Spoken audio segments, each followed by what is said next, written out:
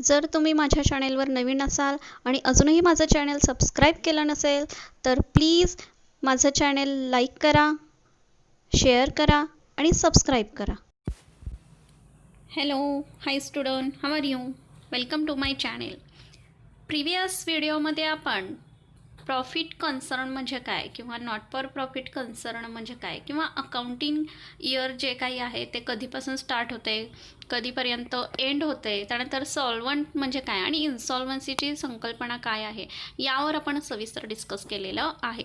आजच्या व्हिडिओमध्ये आपण बिझनेस रन करत असताना ॲक्च्युली प्रॉफिट आणि लॉस या काय कन्सेप्ट आहेत, त्याचबरोबर रेव्हेन्यू म्हणजे काय किंवा इन्कम उत्पन्नाचा जो काही भाग आहे तो काय असतो किंवा असेट म्हणजे काय आणि लायबिलिटीज म्हणजे काय यावरती आपण डिस्कस करणार आहोत. पण त्याही आधी अजूनही जर तुम्ही माझ्या चॅनलला सबस्क्राईब केलं नसेल तर चॅनल अगोदर सबस्क्राईब करा. व्हिडिओ आवडला तर नक्की लाईक करा आणि जास्तीत जास्त विद्यार्थ्यांपर्यंत व्हिडिओ शेअर करा. So let's start. प्रॉफिट और लॉस बघत असताना सर्वात प्रथम प्रॉफिट म्हणजे काय, ज्याला आपण मराठीमध्ये नफा किंवा लाभ असं आपण म्हणतो. When the selling price of goods is more than the cost price it is a profit. Profit increases the capital of the business. नफा म्हणजे काय किंवा प्रॉफिट म्हणजे काय, तर जे काय आपलं फायनान्शियल इयर असतं या आर्थिक वर्षामध्ये उत्पन्नाचे खर्चावरील जे काही अधिक्य आहे, म्हणजेच उत्पन्न ज्या वेळेला खर्चापेक्षा जास्त आढळून येतं त्यावेळेला जी काही अमाऊंट त्यातून प्राप्त होत असते तर त्याला आपण काय म्हणतोय तर प्रॉफिट किंवा लाभ किंवा नफा असं आपण म्हणत असतो. For example, if goods are sold for ₹50,000 and all expenses during the period amounted to ₹30,000 then the profit is ₹20,000. या ठिकाणी एक्झाम्पल काय सांगितलेलं आहे बघा. ₹50,000चा जर माल तुम्ही सेल केला असेल किंवा विकला असेल आणि एक्सपेन्सेस त्याच्यासाठी 30,000 तुमचे गेले असतील, खर्च त्याच्यावरती 30,000 रुपयाचा झाला असेल तर 50,000 वजा 30,000 किती अमाऊंट राहील तर 20,000 एवढी अमाऊंट राहील. हा 20,000 आपला काय असणार आहे तर नफा असणार आहे. का तर 50,000 रुपयाची तुम्ही काय केलेली आहे विक्री केलेली आणि त्याच्यासाठी जो काही खर्च आलेला आहे तो 50,000पेक्षा कमी आलेला आहे, म्हणजे 30,000 एवढा खर्च आलेला आहे. त्यामुळं जी काही अमाऊंट राहणार आहे या अमाऊंटला आपण काय म्हणणार आहोत प्रॉफिट किंवा नफा असं म्हणणार आहोत. कारण नफा म्हणजे काय आपण बघितलं तर आर्थिक वर्षामध्ये उत्पन्न ज्या वेळेला खर्चापेक्षा जास्त आढळून येतं त्यावेळेला जो काही अमाऊंट किंवा जो काही प्रॉफिट मिळत असतो बिझनेसला त्याला आपण नफा किंवा लाभ असं आपण संबोधतो. त्यानंतर नेक्स्ट जी काही संकल्पना आहे ती म्हणजे लॉस. लॉस म्हणजेच काय तर तोटा. बिझनेस रन करत असताना ज्या वेळेला बिझनेसला प्रॉफिट होत असतो त्याच पद्धतीनं लॉस देखील होत असतो. When cost price of goods is more than it's selling price it is a loss. Decreases the capital of business. तोटा म्हणजे काय तर जे काही फायनान्शियल इयर आहे या फायनान्शियल इयरमध्ये आर्थिक वर्षामध्ये खर्च ज्या वेळेला उत्पन्नापेक्षा जास्त आढळून येतो त्यावेळेला अशा रकमेला आपण काय म्हणतोय तर तोटा असं म्हणतो. फॉर एक्झाम्पल सांगायचं झालं तर if goods are sold for ₹50,000 and all expenses during the period amounted to ₹60,000 then the loss will be ₹10,000. या ठिकाणी एक्झाम्पलमध्ये काय सांगितलं तर 50,000चा माल तुम्ही विक्री केला असेल आणि त्याच्यासाठी एक्सपेन्सेस लागला असेल 60,000चा तर then the loss will be rupees किती आला तर 10,000, म्हणजे 50,000 वजा 60,000 किती अमाऊंट राहिली तर 10,000 येईल. हा तुमचा काय असणार आहे तोटा असणार आहे, लॉस असणार आहे. का तर या ठिकाणी विक्री तुमची 50,000 झालेली आहे मात्र 50,000च्या मालाच्या विक्रीसाठी जो काही खर्च आलेला आहे तो 60,000चा असणार आहे. त्यामुळे ह्याच्यामध्ये बेनिफिट तुम्हाला कोणताच राहिलेला नाही. या ठिकाणी उत्पन्नापेक्षा तुमच्याकडं खर्च जास्त असलेला आपल्याला दिसून येतो. त्यामुळे 10,000 जी काही रक्कम शिल्लक राहते या 10,000 तुमचा काय असणार आहे तोटा असणार आहे. नेक्स्ट जी काही कन्सेप्ट आहे ती म्हणजे इन्कम, याला आपण उत्पन्न असं म्हणतो. It is revenue arising as a result of business transaction. It is the amount receivable or realized from services provided and earnings from the interest, dividend, commission, etcetera. Income म्हणजे काय तर ही अशा प्रकारची अमाऊंट असते की जी व्यावसायिक व्यवहारातून निर्माण झालेली महसुली प्राप्ती होय की जिला आपण इन्कम असं म्हणतो. मग उदाहरण सांगायचं तर वस्तू ज्या वेळेला आपण विक्री करतो या वस्तूच्या विक्रीमधून नसेल किंवा ग्राहकांना पुरवलेल्या सेवेमधून असेल जी राशी म्हणजे जी अमाऊंट तुम्हाला प्राप्त होत असते रिसीव्ह होत असते त्या राशीला किंवा त्या अमाऊंटला आपण काय म्हणतोय तर इन्कम असं म्हणतो. आणि यात इतर घटकांपासून मिळालेल्या ज्या काही उत्पन्न आहे या उत्पन्नांचा देखील यामध्ये समावेश होत असतो. फॉर एक्झाम्पल इंटरेस्ट रिसीव्ह असेल, डिव्हिडंड रिसीव्ह असेल, कमिशन रिसीव्ह असेल, यांसारखे जे काही इन्कमचे सोर्स आहेत हे आपल्याला सांगता येतील. त्यानंतर नेक्स्ट जी काही संकल्पना आहे ती म्हणजे रेव्हेन्यू. इन्कमलाच और आपण काय म्हणतोय रेव्हेन्यू, याचा अर्थ काय तर महसुली. ज्या पद्धतीनं आपण रेव्हेन्यू एक्सपेंडिचर बघितले त्या पद्धतीनं रेव्हेन्यू रिसिप्ट देखील असतात. आता रेव्हेन्यू म्हणजे काय तर अशा प्रकारची अमाऊंट किंवा अशा प्रकारची प्राप्ती की जी आवर्ती स्वरूपाची म्हणजे वारंवार प्राप्त होत असते आणि नियमित उत्पन्न देणारा असा जो काही उत्पन्नाचा मार्ग आहे त्याला आपण रेव्हेन्यू रिसिप्ट असं आपण म्हणतो. फॉर एक्झाम्पल सांगायचं झालं तर सभासदांकडून मिळणारी जी काही वारंवार असणारी वर्गणी असेल, भाडे मिळणे असेल किंवा गुंतवणुकीवरील प्राप्त व्याज असेल, ही जे काही उदाहरणं आहेत ती आपल्याला रेव्हेन्यूची सांगता येतील. नेक्स्ट जी काही संकल्पना आहे ती म्हणजे assets, liability and net worth. Business run करत असताना बिझनेसकडे किती असेट आहेत किंवा असेट म्हणजे काय आणि देयता किती आहेत म्हणजे लायबिलिटी किती आहेत किंवा कॅपिटल ज्याला आपण नेटवर्थ असं म्हणणार आहोत हे म्हणजे काय यावर आपण डिस्कस करूया. असेट म्हणजे काय तर any physical thing or right owned that has a monetary value is called as an asset. The ownership of the asset must be with business unit. For example land, goodwill, patents and computers etcetera. Asset म्हणजे काय की ज्याला आपण मराठीमध्ये property किंवा संपत्ती असं संबोधतो. कोणत्याही प्रकारची व्यवसायाची असेल किंवा व्यवसाय चालकाची जी काही मालमत्ता आहे या मालमत्तेला आपण असेट असं म्हणत असतो. मग या मालमत्तेची मालकी ही व्यवसायाच्या संबंधांचीच असणं खूप गरजेचं असतं किंवा असली पाहिजे. फॉर एक्झाम्पल सांगायचं झालं तर भूमी असेल ज्याला आपण लँड म्हणतोय, गुडविल, त्यानंतर कारखाना असेल, पेटेंट असेल, कम्प्युटर्स, इमारत ज्याला आपण बिल्डिंग, फर्निचर असं आपण म्हणतो. ही उदाहरणे काय आहे तर संबंधित त्या व्यवसायाची असेट किंवा मालमत्ता असलेली दिसून येतात.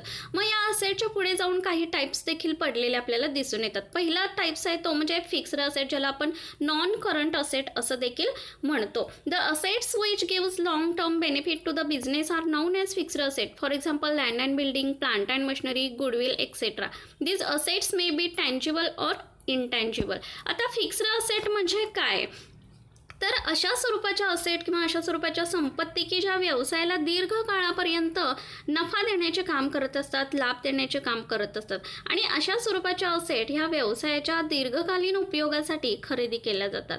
ही संपत्ती विक्रीसाठी खरेदी केली जात नाही. उदाहरणार्थ इमारत असेल, यंत्र असेल, गुडविल असेल, फर्निचर असेल, अशा प्रकारची उदाहरणे आपल्याला फिक्स्ड असेट ची सांगता येतील की अशा स्वरूपाच्या असेट की ज्यातून दीर्घकाळापर्यंत नफा हा व्यवसायाला मिळत असतो. मग एकदा लँड खरेदी केली, एकदा बिल्डिंग खरेदी केली तर ती आपण वारंवार खरेदी करत नाही, कारण अशा असेट खरेदी करत असताना जास्त एक्सपेन्सेस तुम्हाला करावा लागतो. नेक्स्ट जी काय असेट आहे ती म्हणजे करंट असेट ज्याला आपण चालू संपत्ती किंवा चल संपत्ती असं आपण म्हणतो. Assets which are held in the business for the operating year and can be converted into cash very easily are called as current asset. For example, debtors, bills receivable, cash in hand, cash at bank, stock etc. Current asset म्हणजे काय तर अशा asset किंवा अशा संपत्ती की ज्या अल्पावधीसाठी व्यवसायात राहणारी असेल किंवा सहजतेने पैशामध्ये रूपांतरित करता ज्या काही येत असतात असेट, त्या असेटना आपण काय म्हणतोय तर चल संपत्ती किंवा करंट असेट असे आपण म्हणतो. उदाहरण सांगायचं झालं तर ऋणको असेल किंवा बिल एक्सचेंज असेल किंवा बिल्स रिसिवेबल असेल, प्राप्त विपत्र असं आपण ज्याला म्हणतो, कॅश इन हँड असेल, कॅश ॲट बँक असेल म्हणजे बँकेमध्ये असणारी अमाऊंट असेल किंवा हातामध्ये असणारी अमाऊंट असेल, स्टॉक असेल, बिझनेसमध्ये काही शिल्लक माल असेल, याला आपण काय म्हणणार आहोत तर करंट असेट आपण म्हणतो. की अल्प कालावधीसाठी असेल ही व्यवसायात राहत असतात आणि सहजतेने त्या असेटच्या पैशामध्ये लगेच रूपांतरित करता ज्या येतात त्या असेटना आपण काय म्हणतोय तर करंट असेट आपण म्हणतो. नेक्स्ट जी काय असेट आहे ती म्हणजे फिक्टिशियस असेट. फिक्टिशियस असेट म्हणजे काय तर काल्पनिक स्वरूपाची जी काही असेट आहे याला आपण फिक्टिशियस असेट म्हणतो. These assets are not represented by tangible possessions or property. They are imaginary assets but do not have any realisable value. For example deferred revenue expenses like advertisement paid for 4 years. काल्पनिक संपत्ती म्हणजे काय, ज्याला आपण fictitious asset म्हणतो, की अशा स्वरूपाची संपत्ती, अशा स्वरूपाची असेट की जी दृश्य किंवा मालमत्तेच्या स्वरूपात दर्शविता येत नाही. अशा स्वरूपाची संपत्ती ही काल्पनिक स्वरूपाची असते, म्हणजे फिक्टिशियस असते. पण तिची मूल्याच्या स्वरूपात देवाणघेवाण मात्र करता येत नाही. फॉर एक्झाम्पल सांगायचं झालं तर डेफर्ड रेव्हेन्यू एक्सपेन्सेस, प्रारंभिक स्वरूपाचा खर्च असेल किंवा महसुली स्वरूपाचे खर्च, जसे जाहिरातीसाठी 4 वर्षासाठी असा खर्च पे केला असेल, तर अशा स्वरूपाचे जे काही एक्सपेन्सेस आहेत त्यांना आपण काय म्हणणार आहोत, तर फिक्टिशियस असेट आपण म्हणणार आहोत. नेक्स्ट जो काही पार्ट आहे तो म्हणजे लायबिलिटीज. ज्या पद्धतीनं बिझनेस रन करत असताना बिझनेसकडे असेटची गरज असते, त्याच पद्धतीनं बिझनेस रन करत असताना काही देयता, काही लायबिलिटीज बिझनेसला निर्माण होत असतात. मग या देयता म्हणजे नक्की काय? Amount payable by the business to others is known as liability. It is a debt or amount due from the business to others for the benefit received by the business unit. For example, loan taken, creditors, bank overdraft, outstanding expenses, etc. Liability म्हणजे काय, तर व्यवसायाला इतरांना द्यावी लागणारी संपूर्ण जी काही रक्कम आहे, या रकमेला आपण लायबिलिटी किंवा देयता म्हणून ओळखलो जातो. आणि अशा स्वरूपाचे जे काही कर्ज आहे किंवा व्यवसायाने इतरांकडून प्राप्त केलेल्या नफ्याच्या मोबदल्यात त्यांना देय असलेली जी काही अमाऊंट आहे, या अमाऊंटला आपण काय म्हणतोय, तर देयता किंवा लायबिलिटी असं म्हणतो. मग या लायबिलिटीज कोणकोणत्या प्रकारच्या असतात? फॉर एक्झाम्पल लोन टेकन असेल, एखादं कर्ज घेतलं असेल, क्रेडिटर्स सावकाराकडून कर्ज घेतलं असेल, बँक ओव्हरड्राफ्ट अधिकर्ष सवलत असेल, आणि आउटस्टँडिंग एक्सपेन्सेस घेतलेले कर्ज, धनको किंवा अधिकर्ष सवलत, अशा स्वरूपाचे जे काही उदाहरण आहेत ही लायबिलिटीचे आपल्याला सांगता येतील. ज्या पद्धतीनं असेटचे काही आपण टाईप्स बघितले, त्याच पद्धतीनं लायबिलिटीचे देखील काही टाईप्स असलेले दिसून येतात. पहिला जो काही लायबिलिटीचा टाईप्स आहे तो म्हणजे fixed liabilities. One of the major source of funds in the business is fixed liabilities. It may be in the form of capital, secured loans, long term loans from banks and from financial institution etcetera. याला आपण काय म्हणतोय, fixed liability म्हणजे यालाच स्थिर देयता असं म्हणतो. आता स्थिर देयता म्हणजे काय, तर ही व्यवसाय निधीचा एक मुख्य स्रोत असलेला आपल्याला दिसतो. आणि हे सुरक्षित कर्ज असते, की जसे कर्ज रोखे असतील, प्रतिभूती, बँकांकडून घेतलेले कर्ज असेल किंवा आर्थिक संस्थांकडून घेतलेले कर्ज असेल, अशा स्वरूपाचे जे काही कर्जाचे प्रकार आहेत त्यांना आपण फिक्स्ड लायबिलिटी म्हणून ओळखतो. नेक्स्ट जो काही लायबिलिटीचा प्रकार आहे तो म्हणजे करंट लायबिलिटी. याला आपण चल देयता किंवा चालू देयता असं आपण म्हणणार आहोत. Short term liabilities payable within a year are called current liabilities. Current liabilities arise in the regular current operations of the business. These liabilities are not normally secured. For example creditors, bills payable etcetera. आता चल देयता म्हणजे काय, तर एका वर्षामध्ये द्याव्या लागणाऱ्या देयता ज्या काही असतील, या देयतांना आपण चल देयता म्हणजेच करंट लायबिलिटी असं आपण म्हणतो. अल्प कालावधीसाठी कर्ज देणाऱ्या संस्था असतील, व्यवसाय संस्था असतील, या अशा प्रकारच्या देयतांची ही प्रमुख उगमस्थाने असलेली आपल्याला दिसतात. आणि अशा प्रकारच्या ज्या काही लायबिलिटी आहेत या व्यवसायात नियमित घडणाऱ्या घडामोडीतून निर्माण होत असतात. साधारणतः अशा देयता सुरक्षित असत नाहीत. फॉर एक्झाम्पल क्रेडिटर्स असतील, बिल्स पेबल असतील, ही करंट लायबिलिटीच्या आपल्याला काही प्रमाणात एक्झाम्पल देता येतील. त्यानंतर नेक्स्ट जी काही संकल्पना आहे ती म्हणजे net worth or owner's equity or capital. यालाच आपण शुद्ध संपत्ती किंवा मालकाचा जो काही निधी आहे, म्हणजेच व्यवसायामध्ये ज्यावेळेला एखादी रक्कम तुम्ही इन्व्हेस्ट करता, हे आपण प्रिव्हियस दोन्ही व्हिडिओमध्येच एक्सप्लेन केलेलं आहे की कॅपिटल म्हणजे काय किंवा ड्रॉइंग म्हणजे काय, त्याचाच आपण थोडक्यात आढावा घेणार आहोत. की कॅपिटललाच or owner's equity or net worth या शब्दांनी ओळखलं जातं. The amount or funds provided by the proprietor in the business is called as capital. as well as the excess of assets over liabilities of the business is also known as capital or net worth. Net worth includes capital and reserves. Capital can be in the form of cash or in kind. Net worth म्हणजे काय किंवा शुद्ध संपत्ती जिला आपण म्हणतो किंवा मालकाचा निधी म्हणतो किंवा त्यालाच आपण भांडवल कॅपिटल असं देखील म्हणतो. व्यवसायाच्या मालकाकडून व्यवसायाला जो काही निधी पुरवला जातो, या निधी लाच आपण काय म्हणतोय तर भांडवलाचं म्हणतो. दुसऱ्या शब्दात सांगायचे झाले व्यावसायिक देयतेपेक्षा ज्या वेळेला संपत्ती व्यवसायाची जास्त असते त्यावेळेला त्या ठिकाणी भांडवल निर्माण होत असतं. यालाच आपण शुद्ध मूल्य असे देखील म्हणतो. व्यावसायिकतेच्या स्वतंत्र संकल्पनेचा जर विचार केला तर या संकल्पनेनुसार व्यावसायिक असेल किंवा व्यवसाय या दोघांचे स्वतंत्र अस्तित्व आपल्याला दिसून येते. भांडवल आणि संचिती यांचा समावेश या कॅपिटल किंवा नेटवर्थमध्ये असलेला आपल्याला दिसतो. Net worth is equals to owners equity is equals to capital. म्हणजेच काय तर कॅपिटल म्हणजेच ऑनर्स इक्विटी आणि ऑनर्स इक्विटी म्हणजेच काय तर नेटवर्थ. काही एक्झाम्पल सांगायचे झाले तर if the capital of the business is ₹4 lakh and creditors ₹2 lakh then total equity asset म्हणजे बिझनेसला टोटल इक्विटी असेट किती असणार आहेत तर लायबिलिटी प्लस कॅपिटल हे त्याचा फॉर्म्युला आहे. लायबिलिटी तुमच्याकडे किती आहेत तर 4 लाख आहेत.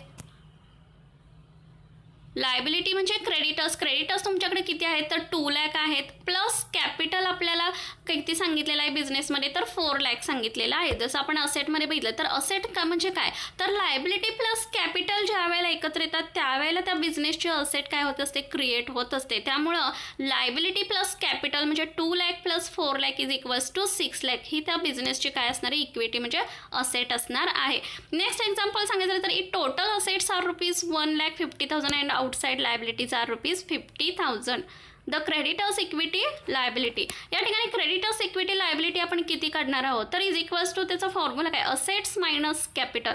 आता दिलेल्या एक्झाम्पलमध्ये असेट्स किती आहेत तर 1,50,000.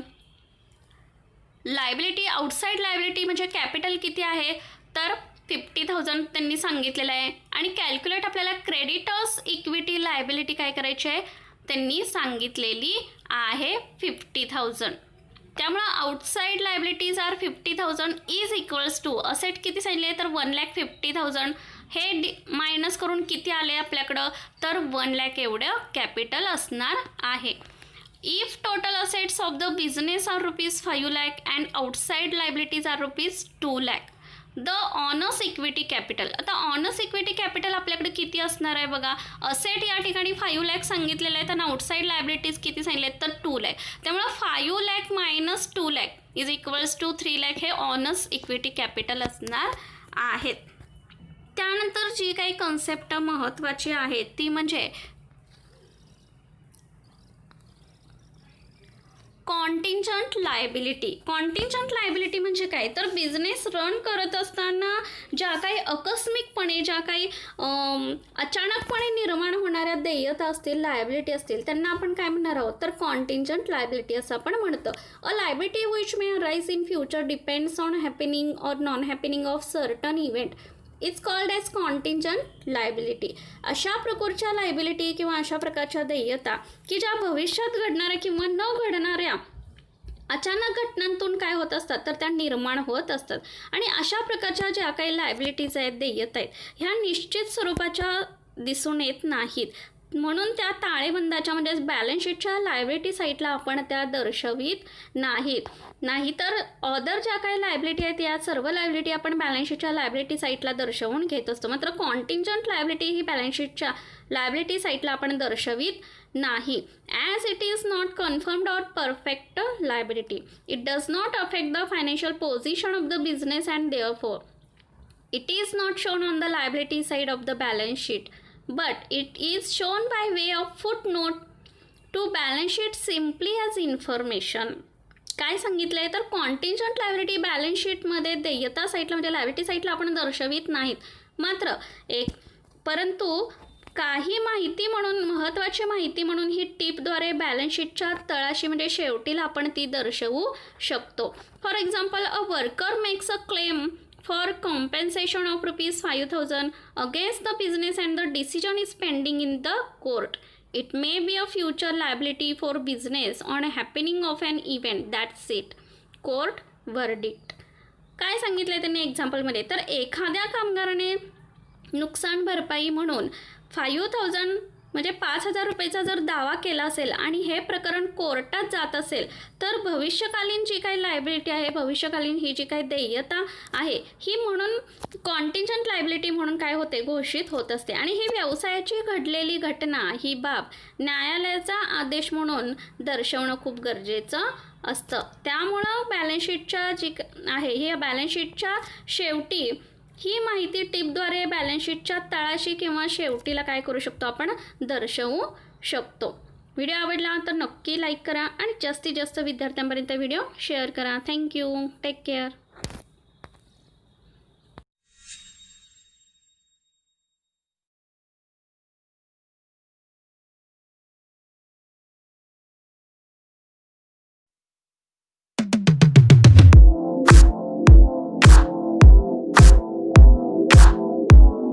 जर तुम्ही माझ्या चॅनेलवर नवीन असाल आणि अजूनही माझं चॅनल सबस्क्राईब केलं नसेल तर प्लीज माझं चॅनल लाईक करा, शेअर करा आणि सबस्क्राईब करा.